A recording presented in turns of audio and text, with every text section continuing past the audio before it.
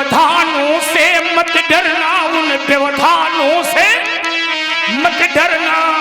जब वैसा करोगे हे राजन, जब वैसा करोगे हे राजन, तब तेरे यश के फूल खिलेंगे, तेरे यश के फूल खिलेंगे। आशीष हमारा जनक तुम्हें घर बैठे भगवान मिलेंगे। कल्याण हो तुम्हारा, मंगलम सुंदर आशीर्वाद है, करते चलो। सी बुलाई प्रणाम करा। आओ बेटी, बेटी यह भार्गव श्री परशुराम जी हैं, दोनों हाथ जोड़ करके इन्हें प्रणाम करें। समिति समिति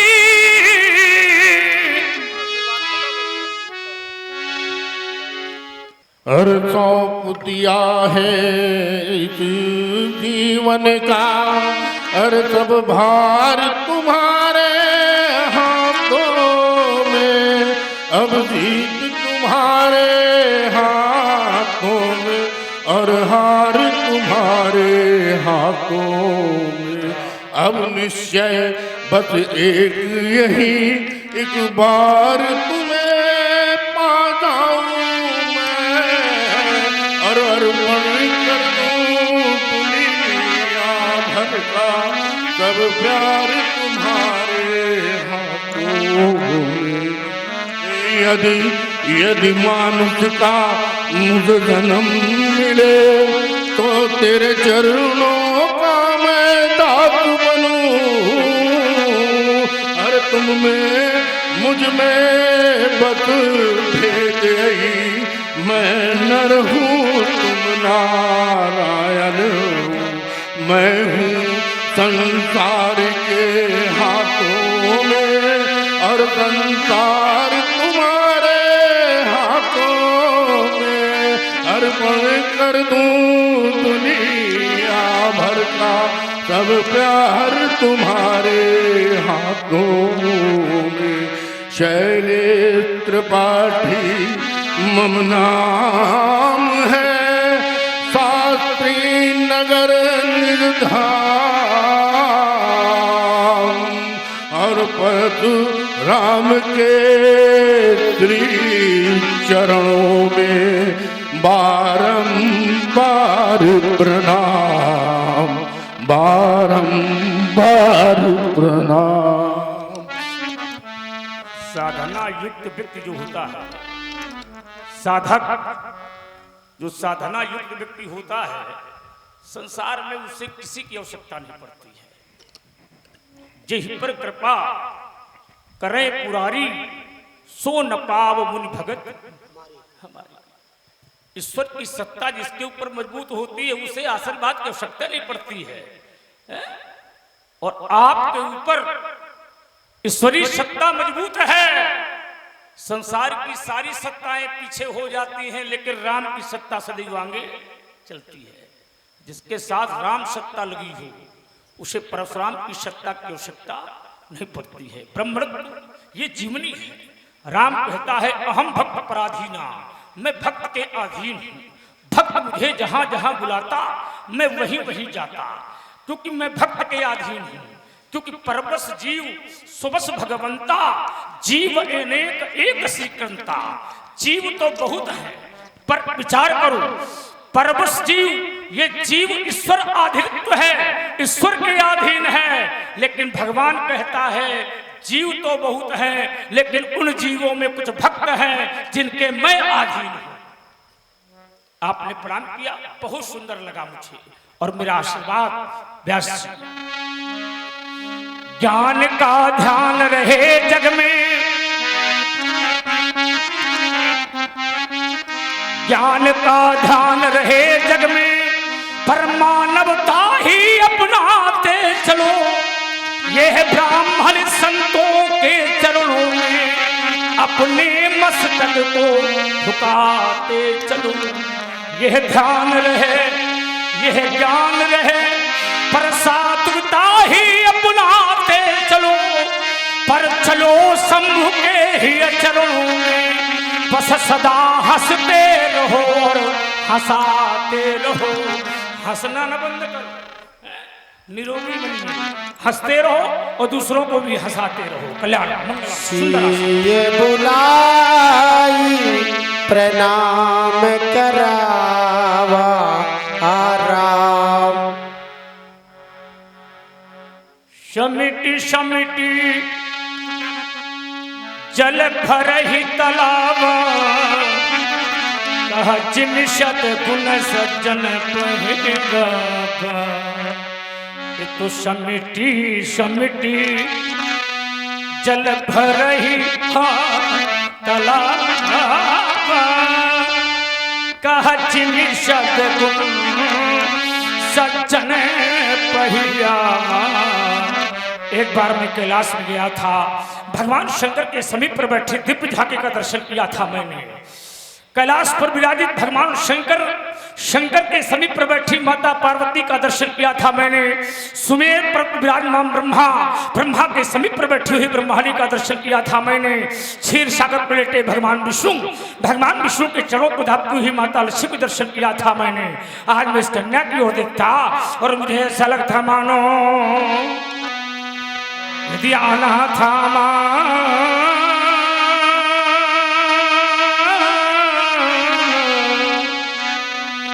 यदि आना था, पुराना है, यदि आना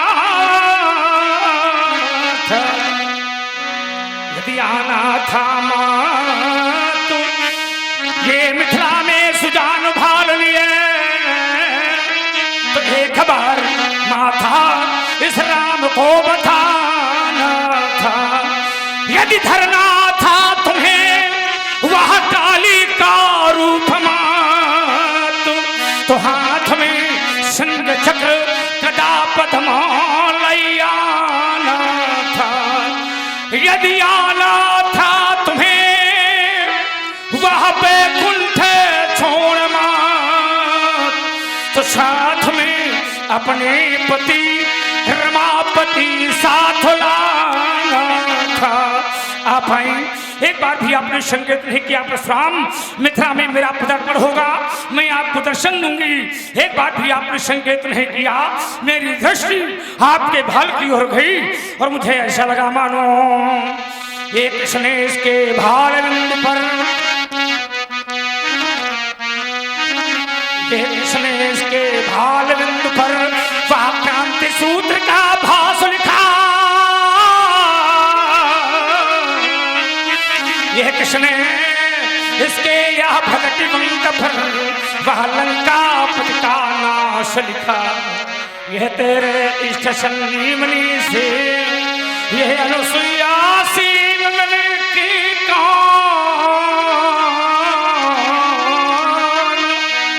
हे जनक यह सुता अब बतलावो यह सुंदर तनयासी कौन कहाँ से है पाई अब जनक तुम बताओ।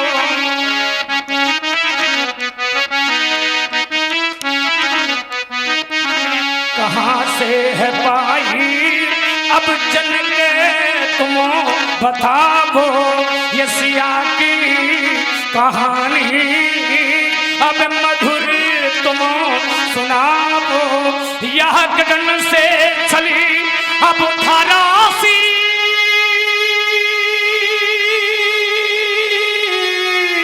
सयानी और कहाँ से है पाई यह सीता सयानी। बालिका का परिचय करवाओ, ये कन्या तुम्हें कहाँ से मिली है, किन परिस्थितियों में प्राप्त हुई है तुम्हें बालिका, इसका परिचय करवाओ। देवता जनक एक समय का वृतांत है, हमारी मिथिला में 12 वर्ष का काल पड़ा। सारी प्रजा भूख से पीड़ित थी और त्राही मिथिला में हो रही थी। यही भांति कहूं अपने मुखों से यही भांति कहूँ अपने मुख से उसमें थिल करुण का फाटी उठता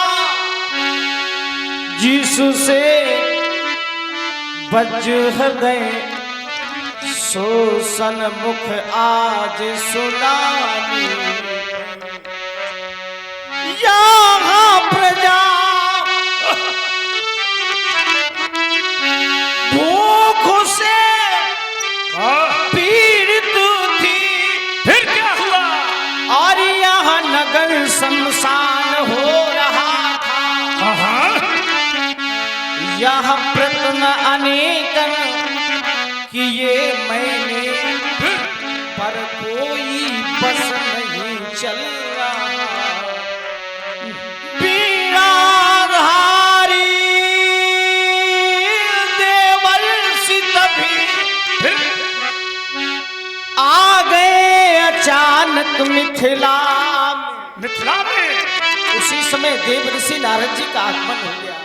मैंने उपाय पूछा कि देवता जल वृष्टि कैसे होगी। उन्होंने उपाय बताया और मैंने वैसा करना प्रारंभ कर दिया। देवर्षि नारद जी के कथना अनुसार हम दोनों प्राणी कृष्ण को मैं और मेरी पत्नी सुनैना, मैं आगे था, वो पीछे। मैं आगे था, वो पीछे। मैं जो तो रहा वह हलकर्षण के माध्यम से हमें यह कन्या प्राप्त हुई। नाम जानकी परम पुनीत, ये तो नारद आयु कहो मुनि सीता, ये तो नारद आयु कहो मुनि सीता। ये वही कन्या है जो तुम्हें धरती से मिली है। 12 साल तुम्हारे यहाँ पानी नहीं बरसा, पीने के लिए पानी नहीं था, खाने के लिए दाना नहीं था। नीलकंठ, समझ रहे हो? 12 साल पानी नहीं बरसा इस राजा के यहाँ। पीने के लिए पानी नहीं था, खाने के लिए दाना नहीं था। प्रजा त्राही त्राही कर रही थी, भूखों मर रही थी। तुम्हारे यहाँ की प्रजा, तुमने अपने धीरज को नहीं छोड़ा, तुमने अपने धर्म को नहीं छोड़ा, तुमने अपने मित्र को नहीं छोड़ा। वो पश्चिम देश का राजा, वो सौराष्ट्र का राजा जो तुम्हारा महान मित्र है, तुमने उसे नहीं छोड़ा। वह रानी सुनैना जो कभी महलों के बाहर नहीं निकली, कभी खेतों के दर्शन नहीं किया, कभी खेतों में काम करने नहीं गई, वह रानी सुनैना तुम्हारे साथ में हलकर्षण में थी। जनक देवर्षि नारद के अनुसार है, देवर्षि नारद के कहने पर राजा ने सोने का हल चलाया। देवर्षि नारद ने कहा, जनक तुम सोने का हल चलाओ। जब तुम सोने का हल चलाओगे तुम्हारे यहाँ का अकाल समाप्त हो जाएगा। हैं? इसका मतलब है कि देवर्षि नारद ने कहा तुम सोने का हल चलाओ, तो चांदी का कहना चलाओ। तुम्हें भाई देवर्षि नारद ने कहा तुम सोने का हल चलाओ, और जब तुम सोने का हल चलाओगे तो तुम्हारे यहाँ का अकाल समाप्त हो जाएगा। तो देवर्षि नारद ये भी कह सकते थे तुम चांदी का चलाओ, पीतल चलाओ, लोहा चलाओ, ताम्र चलाओ, आखिर सोने का ही हल क्यों चलाओ? इसका मतलब है कि देवर्षि नारद कुछ न कुछ जानते थे, कुछ न कुछ जानते थे। अब क्या जानते थे? देवर्षि नारद ये जानते थे कि जब सोने का हल सोने के घड़े से टकराएगा तो सोने के घड़े से प्रकट हुई कन्या के द्वारा सोने की लंका में रहने वाले रावण का विनाश हो जाएगा। इसलिए देवर्षि नारद ने कहा तुम सोने के हल से हलकर्षण करो।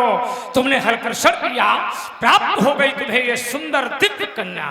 वाह, बहुत सुंदर, अति सुंदर। ये कन्या की देन है व्यास जी, जो बर बनता है बर। ये कन्या की देन है जो मनुष्य बर बनता है बर। यदि संसार में कन्या न होती तो कोई भी प्राणी पर नहीं बन सकता था। यदि संसार में कन्या न होती, कोई व्यवहार ना होता, यदि संसार में कन्या ना होती, ये कथा का सार ना होता, यदि संसार में कन्या ना होती, सृष्टि का सार ना होता, और यदि संसार में कन्या ना होती, कोई रिश्तेदार न होता। न होता। तभी तो मेरे आचार्य कहते हैं, क्या कहते हैं मेरे आचार्य व्यास जी? यदि कन्या न होती,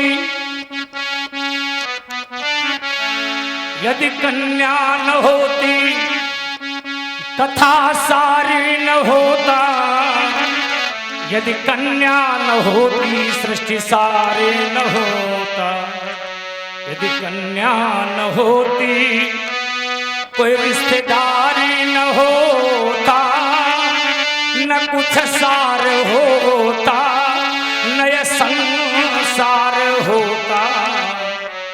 यदि कन्या न होती, कन्या न होती, यदि कन्या न होती, कथा सारी न होता, न कुछ सार होता, न ये संसार होता। अधूरे ही रहते ये रिश्ते ये नाते, अधूरे ही रहते, अधूरे अधूरे ही रहते ये रिश्ते ये नाते, यदि निराकार प्रभु भी न साकार होता, न कुछ सार होता, न संसार होता, न कुछ सार होता, न ये संसार। बेटी हो तो सीता जैसी हो, बेटी हो कैसी हो व्यास? सीता जैसी। सीता जैसी बेटी हो, सीता जैसी नारी हो, सीता जैसी, और बेटी का पहनावा हो तो सीता जैसा होना चाहिए। बेटी का पहनावा सीता जैसा होना चाहिए, नारी का पहनावा सीता जैसा होना चाहिए। आज का समय बदल चुका है, पश्चिम देश की भाषा, पश्चिम देश का पहनावा मेरे भारत में इतनी तेजी से लागू है जो भारतीय सभ्यता और भारतीय संस्कृति का सर्वनाश कर रही है। बेटी जब पश्चिम देश के पहनावे को पहनकर निकलती है तो दरवाजे में बैठा हुआ पिता भी सर्व से सिर को झुका लेता। तभी मेरे आचार्य कहते हैं व्यासी, यह नारी ही ऐसी होती है, यह नारी ही ऐसी होती है जो घर घर में पूजी जाती है, पर नारी ही ऐसी होती है जो घर का नाश कराती है।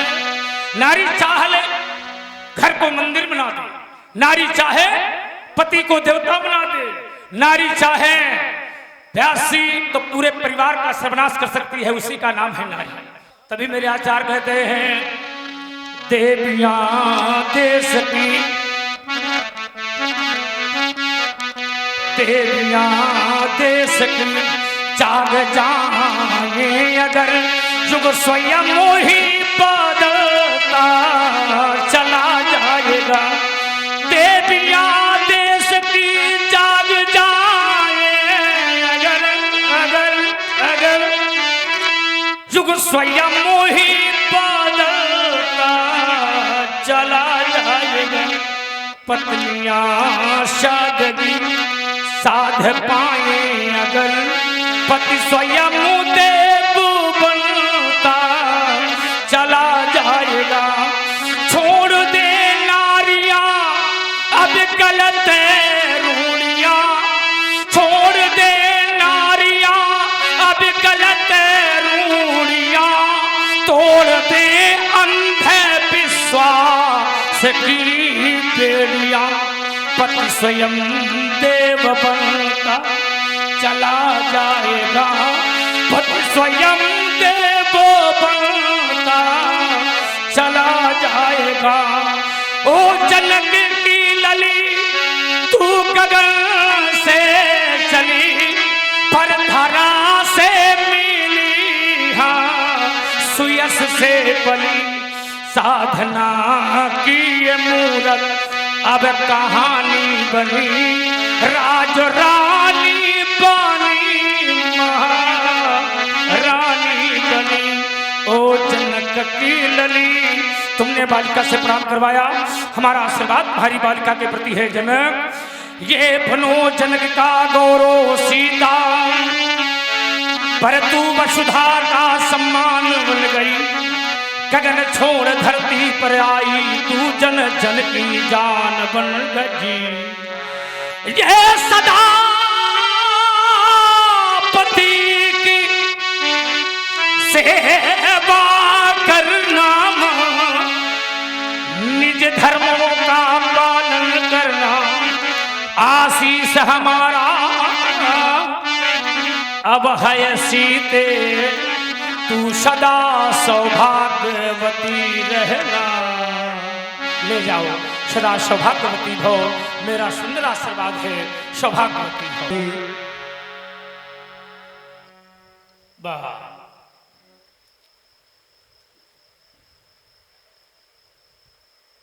बहुत सुंदर।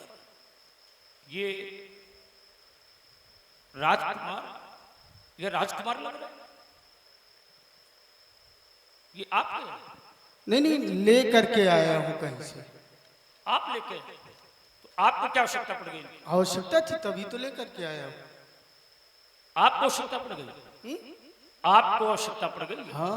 अपने लिए लाए? नहीं नहीं, अपने लिए नहीं लाया। हाँ, अपने लिए नहीं लाए, यज्ञ के रक्षा के लिए लाया था। तो हमें लग रहा है आप अपने लिए लाए। नहीं नहीं, यज्ञ की रक्षा के लिए लाया था, निशाचरों का वध कराने के लिए। ये किसके बेटे हैं? चक्रवर्ती महिपाल दशरथ के। राम लखन दशरथ के जाए, मम हित लाग नरेश पटक। मम हित मान, मेरे लिए तो झूठ क्या बोलते हो महात्मा हो करके? मम हित लाग, अपने हित के लिए लाए, और बता रहे हो यज्ञ के लिए लाए। सेवा करवाते हैं किसे? मैं तो नहीं करवाता, स्वयं करते हैं। ये सेवा आप की करते हैं या आप इनकी करते हैं? नहीं, स्वयं करते हैं। ये तो गलत बात है। जब आप मांगने गए थे तो क्या कहा था? जिस समय पर मांगने गए, जिस समय पर दशरथ जी ने मुझे सौंपा। नहीं नहीं नहीं, जब आप मांगने गए, अनुज समेत देव रघुनाथा और निश्चर बध मैं हो।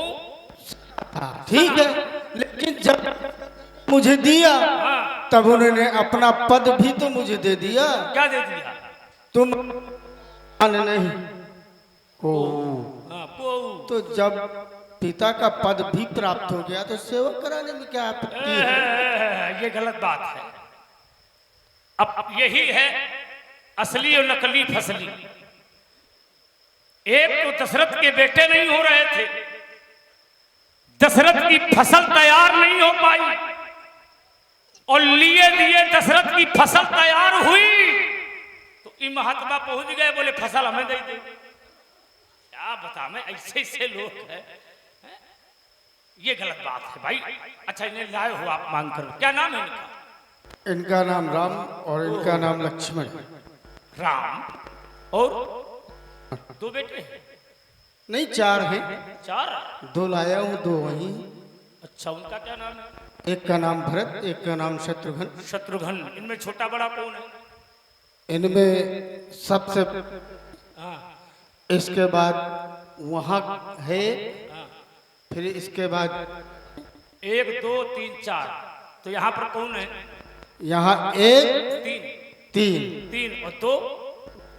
वाह, बहुत सुंदर। यज्ञ पूरा हो गया कि नहीं? यज्ञ पूरा हो गया, पूरा है। हमारा आशीर्वाद है व्यास जी बालकों के प्रति। राम अनु लक्ष्मण दोनों के प्रति मेरा आशीर्वाद है। ये स्वस्थ स्वस्थ शारद बढ़ती हो, यह गणपति गांव में मंगल गान,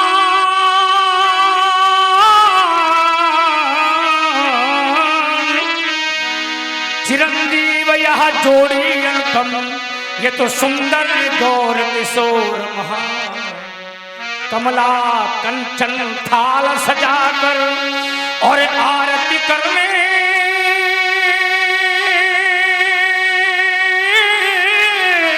कोवा में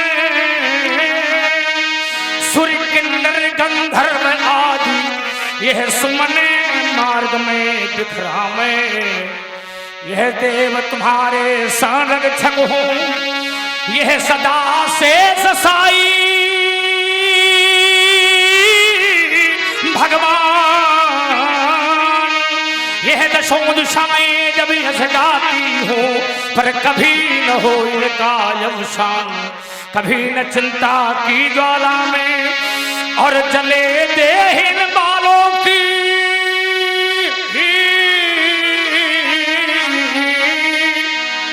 अभिलाषा बस यही हमारी, और छवि देखूं लालों की, राजपुत्रो मम वाक्यम त्रिलोक शैलाथनः, हरिषण्मुखम जयम प्राप्ति दीर्घायु राम लक्ष्मण, दीर्घायु भव पुनः अपना आशीर्वाद ले जाओ, कल्याण मंगलम सुंदर आशीर्वाद। याद करो वो समय जिस समय वृत्तासुर जैसे महान पापी का अत्याचार बढ़ा था, धरती पर कोई ऐसा ऋषि, कोई ऐसा महात्मा नहीं था जो अपने पूरे शरीर का दान कर देता। हे महाधनुष, तुम चले गए, तुमने एक बार भी हमें नहीं पुकारा, एक बार भी तुमने हमें नहीं पुकारा, एक बार कह दिया होता परशुराम मेरी रक्षा करो, मैं तुम्हारी रक्षा करने के लिए अवश्य आता। क्या तुम्हें हम पर विश्वास नहीं था? अरे मुझे वह समय याद है, इस संसार से जब किसी की माता जाती, किसी का भ्राता जाता, किसी का पिता जाता, चार जनों के कंधे पर जाता, पर तुम गए, तुम्हें कंधा देने वाला कोई नहीं मिला। महाधनुष, एक बार तुमने हमें नहीं पुकारा। माता पार्वती पूछेगी भगवान शिव का महाधनुष कहाँ है? क्या कहूंगा उस माता से, कैसे समझाऊंगा? जब जब कैलाश में जाऊंगा गजानन पूछेंगे कहाँ है मेरा खिलौना, कहाँ है मेरा महाधनुष? क्या कहूंगा? एक बार तुमने हमें पुकारा होता, एक बार कह दिया होता परशुराम मेरी रक्षा करो, मैं तुम्हारी रक्षा के लिए अवश्य आता, मैं तुम्हारी रक्षा अवश्य करता। हे महाधनुष, क्या तुम्हें हम पर विश्वास नहीं था? मेरी भुजाओं में तुम्हें विश्वास नहीं था? क्या मेरे परस्पर तुम्हें विश्वास नहीं था? क्या मेरे बाहुबल में तुम्हें विश्वास नहीं था? एक बार तुमने हमें नहीं पुकारा, क्यों नहीं पुकारा? महाधनुष, तुम चले गए, कुछ कहे न गए,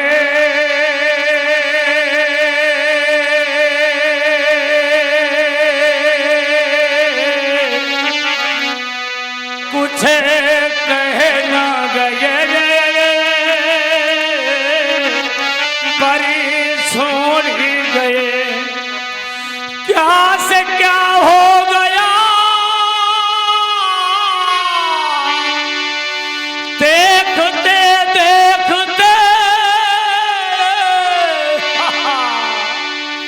तो न सोचा न था, बस वही हो गया।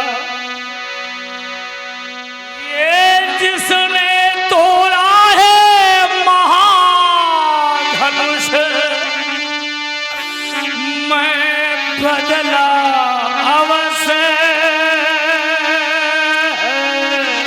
चुकाऊंगा। ये जिसने तोड़ा है महाधनुष, मैं बदला अवश्य चुकाऊंगा। यदि ऐसा ना करे पावो अजगो, मैं जीते जी मर जाऊंगा। ये चला गया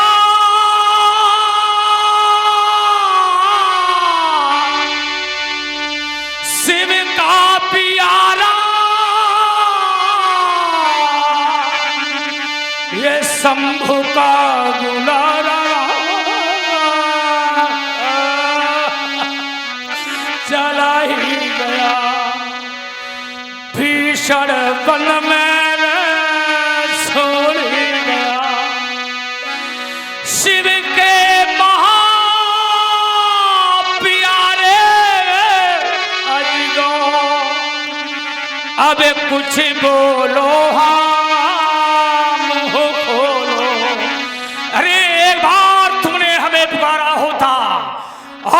यह परशुराम अपने परश की गर्जना से तुम्हारे शत्रु का विनाश कर देता।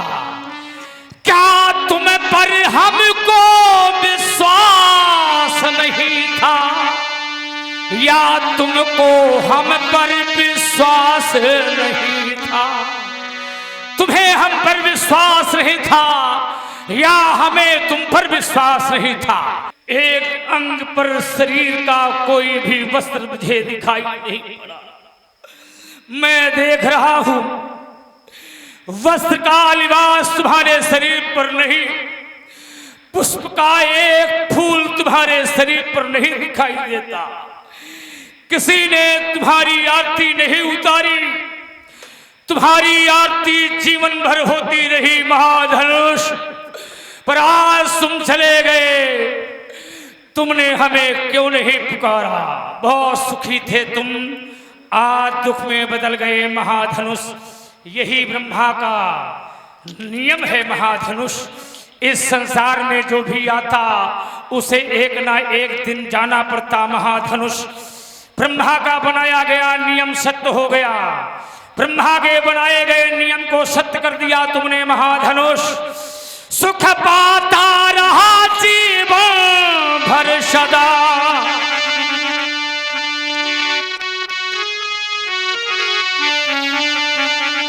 सुख पाता रहा जीवन भर सदा,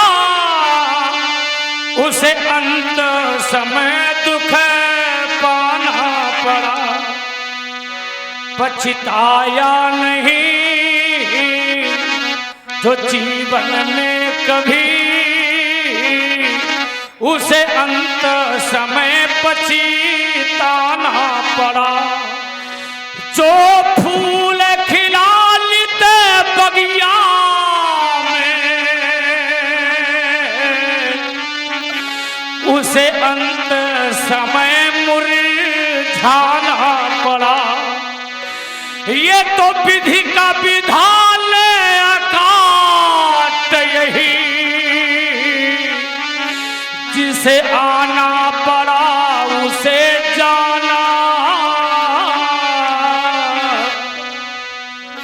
मैं तुम्हें अंतिम प्रणाम करता महाधनुष, तो पुष्प तुम्हारे ऊपर अर्पित करता। मैं क्षमा चाहता महाधनुष, महाबंधु, महान धनुष। इस महान संकट वेला भर आज यहाँ प्रस्थल और अपने पुरुष के द्वारा महान शत्रु का विनाश करेगा। अहो जनक, कौन धरती पर महिपाल पैदा हो गया जिसने महान शिव महापिनाक का खंडन कर दिया? वचन कठोरा कहु जड़ जनक धनुष के तोरा। अरे घोड़ा की संग्राम प्रताप योगी रानी के काट कठोरा है। अरे देता है उत्तर, ये मौन है। कहु तक खिसके तोरा है। पेड़ दिखा, पेगी दिखाओ मूढ़े नत आजो, उल्टो मई जहाँ लई तब राजू। जिसने भगवान शंकर के आयु का खंडन कर दिया उसे दिखाओ। अंथा जहां तेरा राज्य है मैं सारी भूमि को पलट दूंगा, तेरा सर्वनाश कर दूंगा, सर्वनाश। नाथ शंभुधन भंजनिहारा, होई के हुए दास तुम्हारा। शिव धनुष तोड़ने वाला भी कोई शिव प्यारा ही होगा, जिसने ऐसा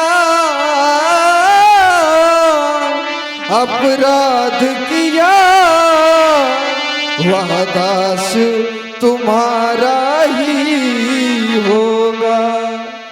जिन पर है कृपा ब्राह्मणों की, यह कार्य वही कर सकता है। जो कृपा पात्र है गुरुओं का, वह कब किससे डर सकता है। इसलिए भगवान आयस का कही कि मोही, बार बार मुनि बिनवो तो ही मेरे लिए क्या कहें। बार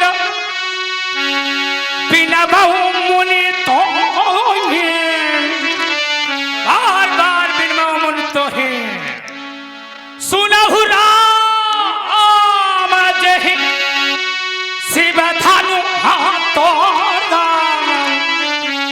तो सहस बाहु सब। धनुष तोड़ने वाला कौन?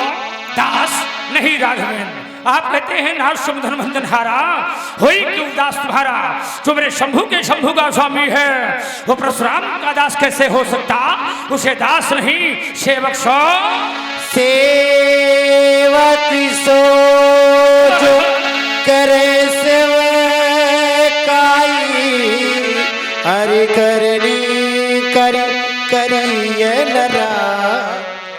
राम मगर वो सेवा करने वाला व्यक्ति है तो मेरी सेवा करे, और सेवा करने वाला व्यक्ति ही मेरे पास रहता है। सेवा करे, अधिकार करने वाला व्यक्ति है तो अधिकार करने वाला मेरे सामने आवे, मुझसे युद्ध करे, और युद्ध ना करे तो धीरे से पति ले।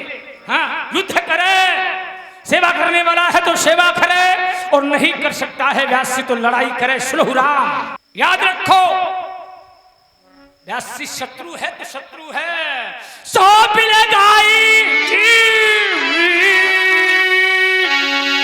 बिहाई समाज, ये तो न तुम्हारे जय है सब राजा, सो बिलगाई बिहाई समाजा न तुम्हारे जय है। सो माने रहा कौन? धनुष तोड़ने वाला। सो बिलगाई बिहाई, बिहाई चला जाए, हट जाए, दिखाई दे, न दिखाई दे तो कम से कम कुछ तो दिखाई दे। नहीं न तुम्हारे जय हैं सब राजा, यासी मारे जाएंगे सब राजा। धनुष तोड़ने वालों को सामने लाओ, जाओ। सुना आप सभी लोगों ने, धनुष तोड़ने वाले के विरोध में श्री परशुराम जी ने घोषणा कर दी, जय शिवधनु तोरा सहस बाहु सम सो रिपु मोरा, सो बिलगाऊ बिहाई समाजा, और न तुम्हारे जय हैं सब राजा। धनुष तोड़ने वाला सो बिलगाऊ अलग कर दिया जाए, और धनुष तोड़ने वाला यदि समाज से अलग ना किया गया तो महात्मा जी के द्वारा व्यवहार क्या किया जाएगा? तो कह रहे हैं कि सब राजा मारे जाएंगे। धनुष तोड़ने वाला यदि समाज से अलग ना किया गया तो समस्या फिर राजाओं के ऊपर है, और राजाओं में भी एक दो राजा न मारे जाएंगे। कह रहे हैं न तुम्हारे जय हैं सब, लेकिन कब? जब धनुष तोड़ने वाला अलग नहीं किया गया तब। बढ़िया दंड विधान है, अच्छी न्याय संहिता है कि यदि धनुष तोड़ने वाला अलग ना हुआ तो फिर सभी राजा मारे जाएंगे। तो मेरा ध्यान इन राजाओं की ओर केंद्रित हो गया, तो मैंने पाया कि मिथिला में तो राजा दो प्रकार के हैं। एक राजा है तपसीय देख भूप अविलाखे, कूर कपूत मूढ़ मन माखे, उठ उठ पहाड़ी सनहा अभागे, और जहां तहां गाल बजावन लागे। ये दुष्ट प्रवृत्ति के राजा हैं। और दूसरे राजा हैं साधु भूप, बोले सुनबानी, और राज समाज ही लाज लजानी। मिथिला में राजा दो प्रकार के हैं, एक साधु राजा है, दूसरे दुष्ट राजा है। परशुराम जी ने घोषणा कर दी कि न मारेंगे हैं सब राजा, और जब सब राजा मारे जाएंगे तो सब राजाओं में साधु राजा भी मारे जाएंगे और दुष्ट राजा भी मारे जाएंगे। तो मेरा ध्यान इनकी ओर पहुंचा कि जब साधु भी मारे जाएंगे, दुष्ट भी मारे जाएंगे, तो मेरा ध्यान परशुराम जी की ओर पहुंचा। तो मैंने पाया क्या कि परशुराम जी तो अवतारी हैं, इनका तो अवतार हुआ है। अब अवतार होता क्यों है? उसके लिए ब्रह्मवाणी गीता में परमात्मा ने स्वयं कहा। क्या कहा कि परित्राणाय साधु नाम विनाशाय च दुष्कृताम धर्म संस्थापनार्थाय संभवाम युगे युगे। मैं साधुओं की रक्षा और दुष्टों का विनाश करने के लिए युग युग में अवतार लेता हूं। अब ये हैं अवतारी, इनके द्वारा राजा मारे जाएंगे सब, और जब सब राजा मारे जाएंगे तो साधु राजा भी मारे जाएंगे, और जब साधु राजा मारे जाएंगे तो ये न्याय होगा कि अन्याय होगा, ये धर्म होगा या अधर्म होगा, ये पाप होगा या पुण्य होगा।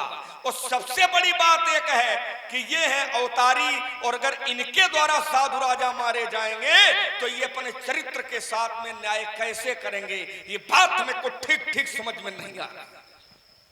दूसरी बात एक इन्होंने और हमारे भैया से कही थी कि वो तो मेरा शत्रु है, धनुष तोड़ने वाला। सुनहु राम जय शिव धनु तोरा और सहस बाहु सम सो रिपु, वो मेरा शत्रु है। तो मैं चिंतन करने लगा कि शत्रु है, अब वो भी बराबरी भी कर दी है। किससे? सहस्त्रबाहु अर्जुन से। सहस्त्रबाहु सम, सहस्त्रबाहु की समकोटिका, वह मेरा शत्रु है। तो मैं चिंतन करने लगा कि ये तो विधाता की सृष्टि है, और विधाता की सृष्टि में कहीं बराबरी है ही नहीं।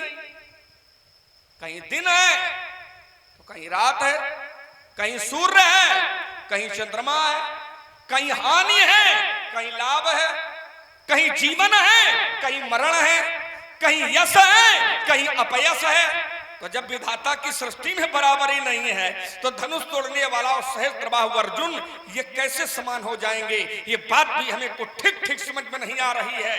महाराज जी प्रणाम। कल्याण हो। आओ स्वामी जी, सब कुशल मंगल। धनुष तोड़वाया गया। अच्छा, तो का अमंगल हुई? इसीलिए क्रोध है। क्रोध, धनुष का टूटना ही क्रोध का कारण। एक बात बता दे मामुने बेटा, यदि धनुष के टूटने पर क्रोध है, धनुष टूट गया है इसलिए क्रोध है, तो बहु धनु ही तोड़ी लड़काई, लड़काई में तो हमने बहुत तोड़ी है, और जब हमने बहुत तोड़ी तब कबहू न असरी से। अगर धनुष के टूटने पर क्रोध है तो बाल्यावस्था में हमने बहुत तोड़ी है, और जब बहुत तोड़ी तब कबहू न असरिस। तो क्या इस धनुष के प्रति ममता, और यदि ममता है, यदि ममत्व है तो कई हेतु, इसका हेतु क्या है व्यक्त करें। पूज्यपाद प्रतश्मणि। अंतिम बात से ही हम शुरू होते हैं। तुमने कहा बहु धनु ही तोड़ी लड़काई कबहू न असरिस किम गोसाई। हमने बाल्यावस्था में बहुत तोड़ी है पंडित जी, तब आपने क्रोध नहीं किया। देखो, माता की गोद में बैठा हुआ बालक माता की छाती में लात मारे, माता के केस माने बाल पकड़ के खींचे, तो माता उसे नहीं मारती है, क्योंकि बालक है, अज्ञानी है, अबोध है, अज्ञो बहुत परिबाला, अज्ञानी है, माता उसे नहीं मारेगी। वो लात मारे, बाल पकड़ के खींचे, माता उसे नहीं मारती है। लेकिन वही लड़का जो है लक्ष्मण जैसा हो जाए और फिर वो मातारी के लात मारे, तो भाई तो कोई अच्छा कहेगा उसे अच्छा नहीं कहा जाएगा। अवस्था देखकर व्यवस्था करनी चाहिए। जो कार्य हम बाल्यावस्था में करेंगे वो हम जवानी में नहीं करेंगे। भाई बाल्यावस्था में माता की छाती में लात बेटा मारेगा, बाल पकड़ के खींचेगा, माता उसे क्षमा करेगी, क्योंकि बालक है, अबोध है, अबोध के कारण वो छाती में लात मारता है।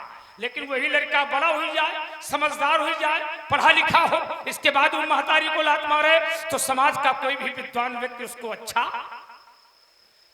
अगर खेल खेल में कोई भी बालक अस्त्र या शस्त्र तोड़ देता है तो बड़े बुजुर्ग लोग उसमें ध्यान नहीं देते हैं। ये कह करके बात को हटा देते हैं, चलो हटाओ, लड़का है, छोटा है।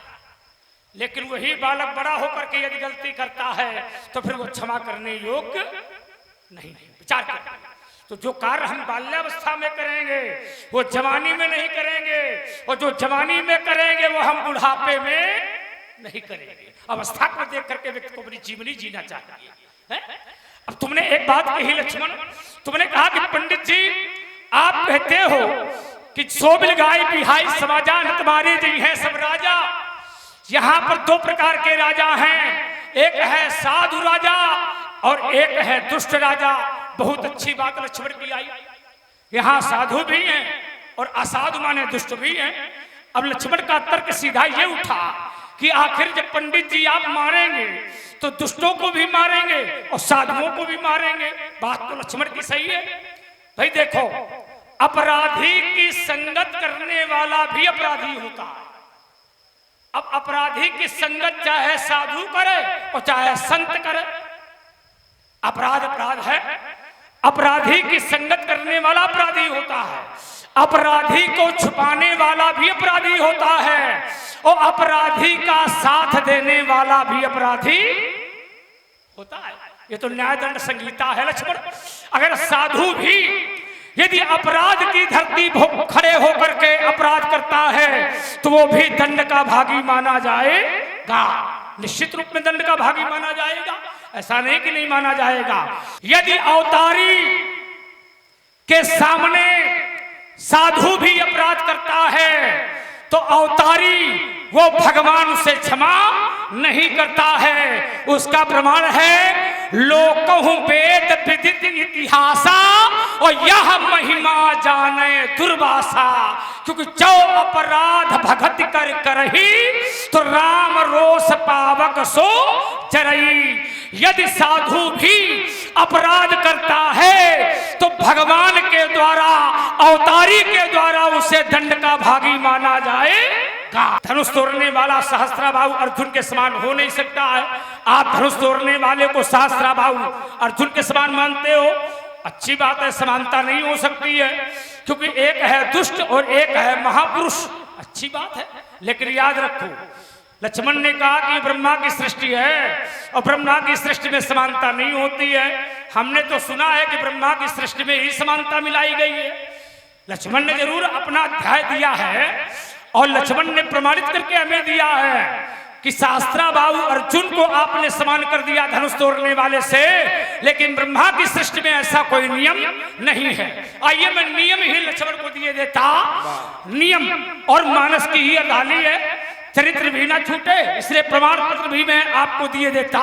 क्योंकि मैंने ये जाना है कि ब्रह्मा की सृष्टि में ही समानता मिलाई गई है। उल्टा नाम जपत जग जाना और बाल्मीक भय ब्रह्म समाना माने बराबर बराबर है ना, बराबर।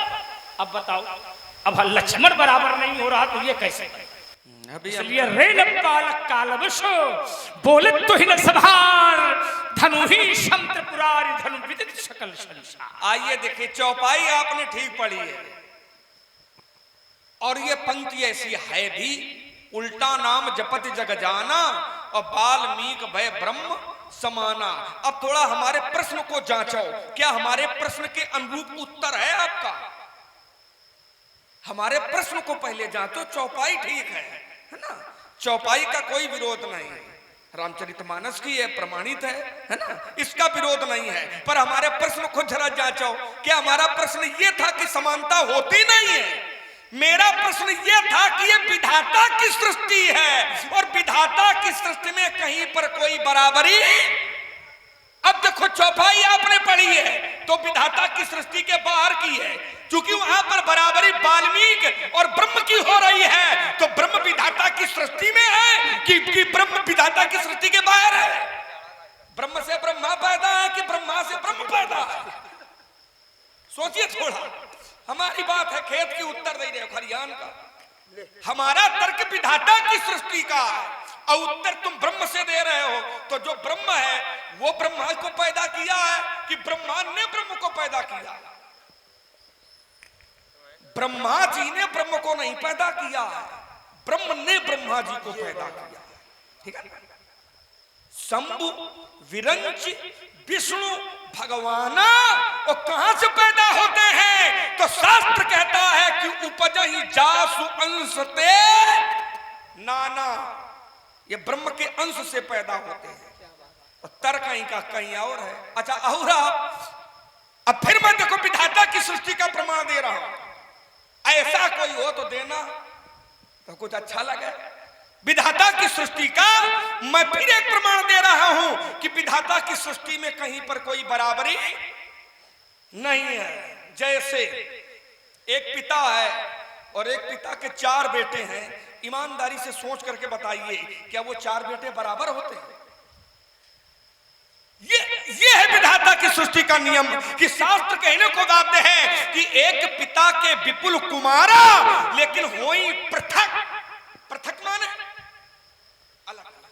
4 बेटे हैं, होई पृथक गुणशील अचारा, कौ पंडित कौ तापस ज्ञाता और कौ धनवंत सूर को।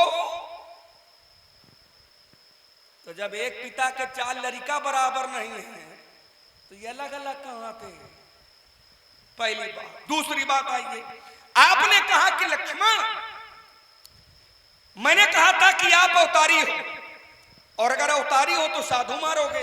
तो पहला उत्तर आपने दिया है कि अपराधी का साथ देने वाला भी अपराधी होता है। तो क्या धनुष तोड़ने वाला अपराधी है? क्या धनुष तोड़ने वाला अपराधी है? और अगर अपराधी है तो जिस समय धनुष तोड़ने वाले ने धनुष को तोड़ा और तोड़ करके धरती पर फेंका और लोगों ने देखा, क्या देखा कि प्रभु 2 चाप खंड मही डारे, तो देख लोग सब भये सुखारे। लोग सुखी हुए हैं। अब ये लोग कौन है? हम हवा में नाव नहीं हमारी दौड़ेगी, शास्त्र से दौड़ेगी।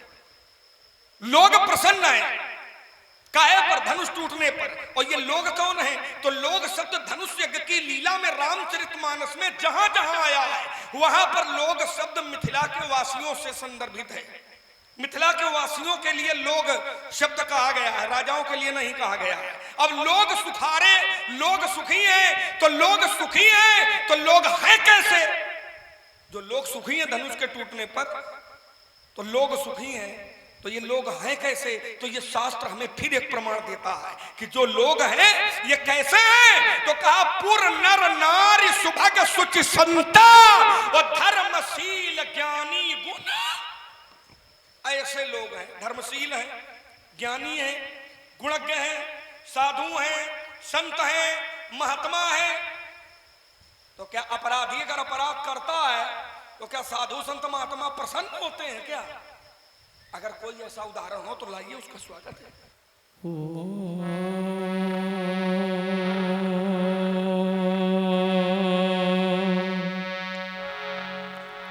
नमः शिवाय।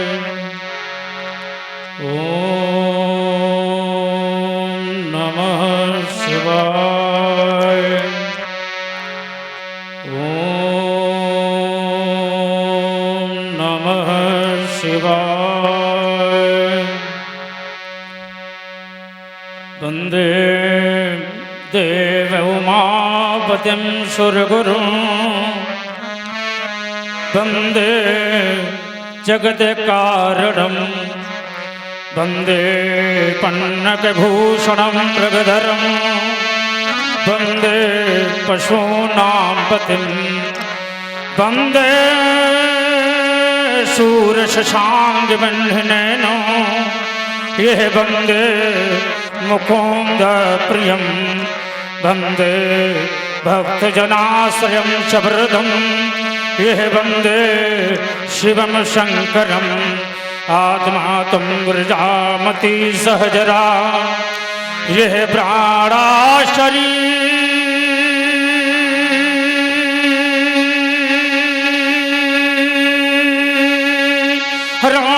ग्रहण,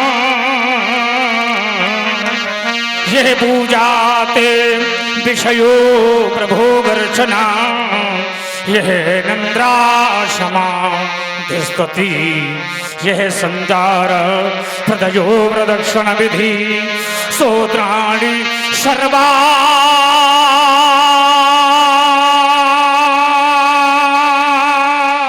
जो यद कर कर्म करूं मैं दक्षिणम ये शंभो तबा राधनम क्यों फबल कर ये फबल रही हो ये शमशान की धारी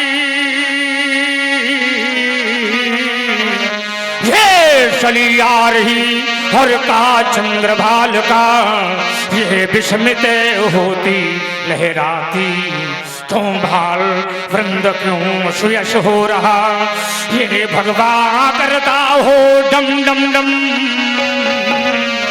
क्यों ध्याल हो रहा ये शशांक धृण क्यों वंचित होता है शिव शिव क्या गंभीर रुद्रा शिवात्मा की स्तुति की है।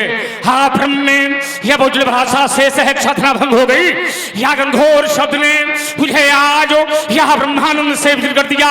या ग्रमीण में गड़ाहट जैसी यह बड़े शांत हो यह शांत निभाम जैसी जो हरड़ी निपति सुखंदा करते थे ये मानो इस भाग में दृष्ट को चरके हो रहे ये परशुराम का वाहन जैसा हाँ फूटा है मिथिला में भगवान शंकर का आयुध तोड़ने वाला रामो कौन गिरा घोषण में शिवानाथ हो क्या टूट गया भगवान शंकर का आयुध हो मिथिला में महान भवनों हाथ देखता हूँ समाज का चिंतन क्या विशेष कुछ काम उठो हे राम कौन गिर रहा बार बार कौन गिर रहा बार बार कौन गिर रहा बार बार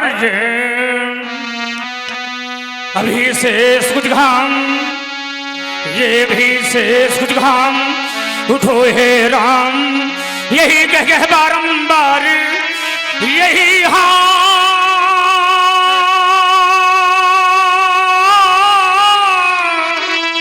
यही कह बारंबार ये मुझे इतिहास बुलाता है ये मुझे इतिहास बुलाता है दिवाकर चलता जाता है ध्यान है दर्द की धरती ध्यान है की धरती और दिखाई देती थी धरती आज नंदन शाहर एक ऐसा भारी परिवर्तन क्यों यहाँ लगती नहीं ये समाधि क्यों यहाँ लगती नहीं ये समाधि और रुकती है जलती है व्याधि शुद्ध शांत भाता है घर चढ़ता जाता है यह कौन कर रहा है यह बार बार कर्मकार यह कौन कर रहा है यह बार बार कर्मकार हमारे हम दोष मारता के हाथ लोग उठाकर चंद्रवाहनी क्यों अब धरा क्यों हिला रही ये विश्व में ज्ञान जल आज खुंजला रही ये विश्व में ज्ञान जल आज खुंजला रही ये शब्द भेद वाले आज हम हृदय क्यों ये छू रहा ये भंग हो समाधि देखता हूँ समाधि होकर के घर रखा बस हो गया। आज मिथिला में किसी पर बखनी ने भगवान शंकर की आत्मा खंडन कर दिया ये ब्रह्मा उठाती हो अमर में उतारिया था सकती हो कहीं उधार खो ये हाथ पलस हो ये पाताल थार भी हो आसन दे दो आसन रक्षा कर रहा परशुराम मिथिला बसांग कर रहा है तुम देवाम लो शंकर भगवान की जय हर महादेव शंभो हर हर महादेव शंभो। कभी कभी व्यक्ति के कान होते हैं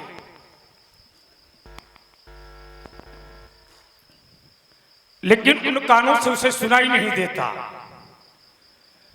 कभी कभी व्यक्ति के कान होते हैं लेकिन उन कानों से उसे सुनाई नहीं देता। कभी कभी व्यक्ति के आंखें तो होती हैं लेकिन उन आंखों से उसे दिखाई नहीं देता। पैर तो होते हैं पर वो चल नहीं पाता। आंखें होती हैं दिखाई नहीं देता। मुख तो है लेकिन वो बोल नहीं सकता। कान तो है लेकिन उसे सुनाई नहीं देता। सारे सुख सारे समृद्धि संसार में होते हैं लेकिन सकल पदार्थ हैं जगमाही प्रकर्म ही नर पावत नहीं। सारे सुख सारे समृद्धि व्यक्ति के होते हैं लेकिन उसे कहीं न कहीं से कुछ न कुछ परमात्मा कहीं न कहीं से गड़बड़ कर देता है। प्रणाम करने वाले सीरथ ध्वज भगवान शंकर के महान भक्त जहां पर गार्गी जैसी सुंदर विद्वान महिलाएं हों, अष्टावर जैसे महान आचार्य हों, याज्ञवल्क्य जैसे महान पुरुषाचार्य हों, ऐसे जनक को मैं कौन सा आशीर्वाद दे दूं, कोई स्थान रिक्त नहीं है। विचार करता जनक, तुम्हारे जैसा योगी, तुम्हारे जैसा राजा, तुम्हारे जैसा सिद्धांतवादी राजा न धरती पर कभी हुआ है, न आने वाले समय पर कभी होगा, न भूतो न भविष्य। जो मैं 80 सत्य है। व्यक्ति बैठा हो तो लगना चाहिए कोई व्यक्ति बैठा है और मैं उससे देख रहा हूं। कुछ लोग बैठे होते हैं पर लगता नहीं कि बैठे हैं। बैठा हो, जा रहा हो तो ऐसा लगना चाहिए कि कोई व्यक्ति जा रहा है और मैं उससे देख रहा हूं। कुछ कह रहा है और वो कह रहा है तो मैं सुन रहा हूं। कुछ व्यक्ति बोलते हैं तो लगता नहीं कि बोल रहे हैं, खड़े होते हैं तो लगता नहीं कि खड़े हैं, बैठे होते हैं तो लगता नहीं ये बैठे। लगना चाहिए, लगना बहुत जरूरी है। रामलीला हो रही तो लगता है रामलीला हो रही है, लगना बहुत जरूरी है। क्यों? तीसरे ताल पे व्यास से आई ये झलक है। सिद्धांतवादी राजा, मानवता का रक्षक, भगवान शिव के महान भक्त, ऐसा राजा न धरती पर कभी हुआ है, न आने वाले समय पर कभी होगा। व्यास जी मेरा कहना है ये जनक है। कैसा आपके स्वरूप में? ये है जनक, ये है जनक, ये है जनक, हाँ ये है जनक, जो गौरव गरिमा ज्ञान बढ़ावे। गौरव, जो गौरव गरिमा ज्ञान बढ़ावे, ये वही जनक है, हाँ वही जनक है, जो ऋषियों का सम्मान करावे। ये वही जनक है, हाँ वही जनक है, जो धरती से बड़े बड़े राजा, बड़े बड़े किसान कंधे पर हल लेकर के जाता, हल को चलाता और जो बोता व्यासी वही पाता। गन्ना बोता गन्ना पाता, गेहूं बोता गेहूं पाता, जो बोता वही पाता। पर ये राजा जब कंधे पर हल लेकर जाता तो क्या पैदा होता? जो धरती से कन्या उपजावे, हाँ वही जनक है, हाँ वही जनक है, जो घर